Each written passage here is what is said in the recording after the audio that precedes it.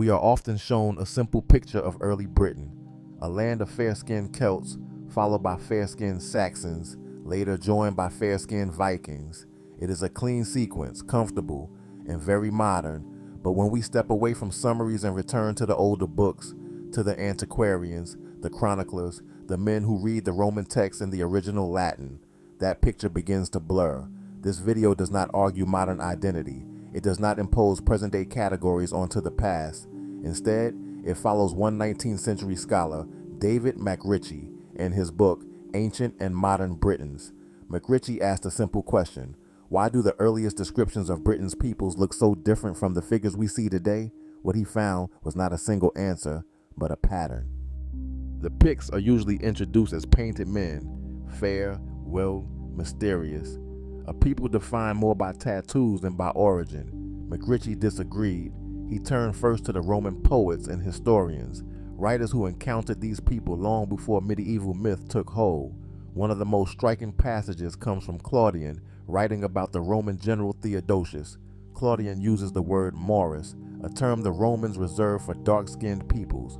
MacRitchie translates the passage carefully, not loosely, not metaphorically.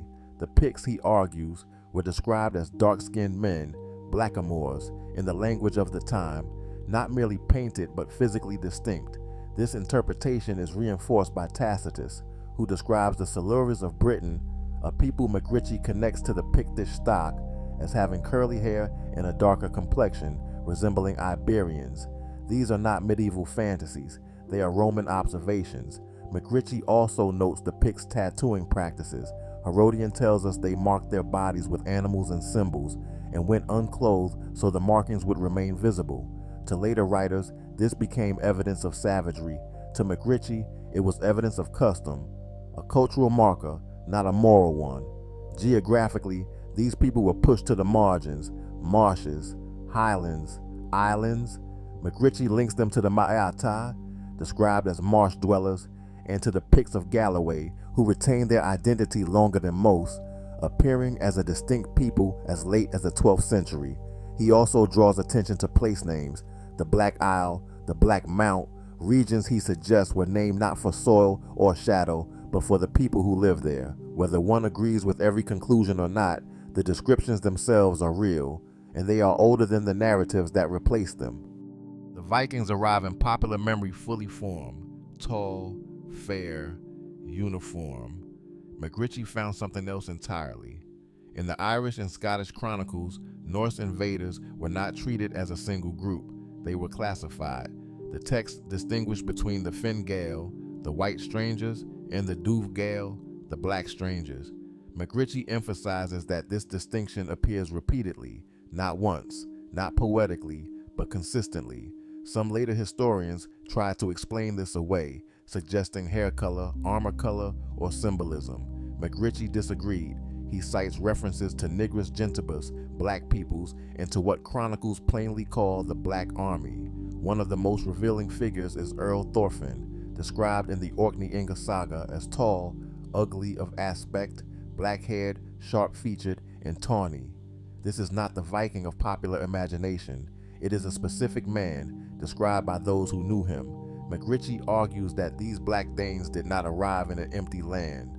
They encountered and merged with earlier dark-skinned populations already present in Britain. In his view, the Picts proper and the Black Danes were not strangers to one another, but kindred branches shaped by conquest and movement. Over time, something changes. MacRitchie observes that racial descriptions slowly become social judgments. Black ceases to mean complexion and begins to mean dependency, servitude, or disgrace. White comes to signify sovereignty and rule. Words follow power. Groups once described as nations are later labeled vagabonds, outlaws, or criminals. The term Scot itself, MacRitchie notes, was once used as a slur, a synonym for wanderer or raider. Former peoples become border reavers. Former nobles become blackguards. Former kings become jesters. Even heraldry preserves the memory. Moors' heads appear on British coats of arms, not always as distant Saracens, but as defeated local chiefs, their presence frozen in symbolism long after their names were erased. MacRitchie's argument is not that history was rewritten overnight, it was reclassified, generation by generation. There are moments in the record where the silence breaks. MacRitchie notes that the Black Douglas was described as black and swart in complexion, not metaphorically, but literally. He highlights that the black heathen Danes were identified as black peoples in multiple sources, and he draws attention to heraldic Moors' heads that commemorate conflicts on British soil, not distant crusades. These are not conclusions, they are ruptures, points where the older descriptions no longer fit the modern image. David MacRitchie did not claim to have the final word on Britain's origins. What he offered was something more dangerous than certainty. He offered documentation, Roman texts, Gaelic distinctions, chronicles that did not yet know what they would later be edited to mean. His work reminds us that history does not disappear, it fades, it fragments, and sometimes it is renamed. The question is not whether Britain was complex, the sources make that clear. The question is why that complexity required forgetting. Before we go further, there is something important to understand about the sources themselves. When Roman historians, medieval chroniclers, and early antiquarians describe people, they were not writing with modern racial categories in mind. They were observers, tax collectors, soldiers, clerks. They described what they saw using the language available to them. Terms like black, swarthy, tawny, dark, or Ethiopian were not political statements. They were descriptive shorthand, the same way height, hair texture, or clothing was recorded. And crucially, these writers were often describing neighboring peoples, not distant strangers. These were not travelers exaggerating foreign lands. They were administrators cataloging populations under Roman rule. This matters, because when a Roman writer calls a people Mori, he is not guessing. He is placing them within a known spectrum of appearance that already existed in the Roman world. MacRitchie spends considerable time explaining that color language preceded race theory. In the ancient and medieval world, color described complexion, social position, relationship to power.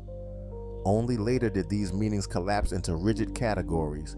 A people described as black in 1 century could be redescribed as wild, then criminal, then outcast, without their physical reality changing at all. The word changed, the people remained. This is why MacRitchie is so careful with etymology. He is not chasing symbolism, he is tracing how words migrate as power shifts. By the 18th and 19th centuries, a problem emerged. The people being described in the oldest texts no longer fit the image historians expected to see, so explanations were introduced. Black became paint, swarthy became dirt, curly hair became coincidence. Descriptions were reinterpreted, not because the sources changed, but because the audience did. MacRitchie wrote at a moment when the older texts were still readable, but the pressure to modernize them had already begun. His work sits in that narrow window, after the sources were gathered, but before they were fully smoothed over. It is important to pause here and be precise. MacRitchie does not say, therefore, Britain was one thing. He says, these descriptions exist, they are consistent, and they predate the stories we now tell.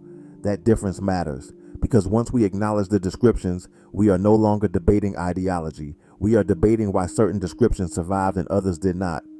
With that in mind, we can now return to the Picts, not as symbols, but as a people described repeatedly by Roman and early medieval writers. Not once, not in isolation, but across centuries. And when we do, the familiar image of painted fair warriors begins to give way to something older, more complex, and far less convenient. Before continuing, it is worth pausing, not to defend David MacRitchie, but to understand why his work unsettled later historians. MacRitchie was not ignored because he lacked sources. He was challenged because he refused to smooth them over.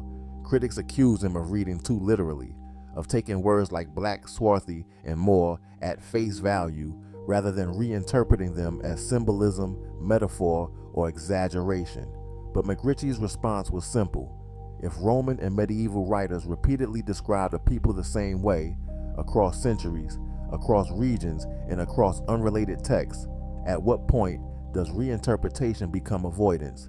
This tension places MacRitchie in a broader tradition of 19th century scholarship that modern summaries often collapse into a single voice, but which was, in reality, deeply divided. Take Sir Boyd Dawkins, for example. Dawkins acknowledged that Britain was inhabited long before the arrival of the Anglo-Saxons, and that earlier populations were displaced rather than erased. But where MacRitchie followed descriptive language, Dawkins focused on archaeology and stratification, often stopping short of drawing conclusions about appearance. Or consider John Pinkerton, who struggled openly with early descriptions that did not align with later racial theories. Pinkerton often chose to explain away inconvenient descriptions rather than confront what they implied about Britain's population history. MacRitchie took a different path. He did not claim certainty, but he refused to dismiss consistency. And that difference between explanation and erasure is why his work still provokes discomfort. Why maps matter. This brings us to geography. Because descriptions do not exist in isolation, they exist in place. MacRitchie paid close attention to where these peoples were said to live and where they were later forced to live. Marshes, borderlands, highlands, islands, the Ma'eata, described as marsh dwellers, the Picts of Galloway maintaining identity longer than elsewhere, the Hebridean wild men living on the edges of power, and then there are the names, the Black Isle, the Black Mount, Galloway itself, linked repeatedly to Moors in older texts. These are not random labels. Place names tend to preserve memory long after chronicles fall silent. As power shifts, people move. As people move, names remain. What was once a heartland becomes a margin. What was once a people becomes a problem. What was once a nation becomes a footnote. Maps, then, do not just show territory. They show displacement. And when we place MacRitchie's descriptions onto the map of Britain, a pattern emerges, one that mirrors the process he describes in Language and Law. This is why the Picts, and later the so-called Black Danes, appear not only in text, but at the edges of geography, not because they arrived late, but because they were pushed there. With this context in mind, with the controversy, the comparisons, and the map laid out, we can now return to the sources themselves. And when we do, the descriptions MacRitchie preserved begin to look less like anomalies and more like fragments of a story that was never fully told. Before bringing this investigation to a close, it is worth asking a larger question. Why does a book written in the 19th century by a man with no modern platform, no political audience, and no reason to flatter contemporary ideas still matter at all? The answer lies in when David MacRitchie was writing. MacRitchie belonged to a generation of antiquarians who stood at a crossroads. They lived close enough to the early manuscripts to read them directly, yet early enough to witness the beginnings of modern historical consolidation. They were not medieval chroniclers, but they were also not modern synthesizers. They worked in a narrow window, after the sources had been gathered, but before they were fully standardized. This mattered, because later historians increasingly relied on summaries of summaries. Once a description was reinterpreted, the reinterpretation became the reference. MacRitchie resisted that process. He did not accept reinterpretation without explanation. When Roman writers described people as Maori, he asked why later historians felt compelled to soften the word. When Gaelic annals distinguished Dubh Gael from Finn Gael, he asked why color suddenly became metaphor. His critics often accused him of being old-fashioned, of clinging to literalism, but MacRitchie understood something essential. You cannot correct a source without first acknowledging it. By the late 19th and early 20th centuries, history began to move away from description and toward classification. Anthropology, archaeology, and later genetics offered powerful tools, but they also encouraged historians to resolve contradictions rather than sit with them. Where an older writer might say, "These people were dark," a later writer might say, "That must mean something else." Not because the earlier writer was unclear, but because the description no longer fit the emerging framework. MacRitchie did not oppose archaeology. He did not deny stratification or migration. What he challenged was selective interpretation, the habit of explaining away evidence instead of confronting it. This is why his work unsettles, not because it makes claims, but because it preserves uncomfortable continuity. Before closing, it's important to be clear about what these sources are and are not telling us. Roman writers, Gaelic annalists, and early antiquarians were not attempting to solve the future. They were recording the present as they encountered it. When they described complexion, they were not predicting identity debates centuries later. They were noting difference, in the same way they noted dress, weapons, or custom. What makes these descriptions significant is not any single word, but their repetition. Across Roman poetry, military records, medieval annals, and later antiquarian studies, the same language appears again and again, attached to the same regions, the same borderlands, the same displaced peoples. That consistency demands attention. It does not demand belief. It demands examination. This is where modern summaries often fail, not through malice, but through compression.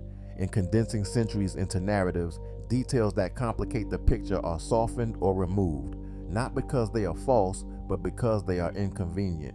MacRitchie's value lies precisely here. He did not ask us to accept his conclusions. He asked us to notice what was quietly edited out.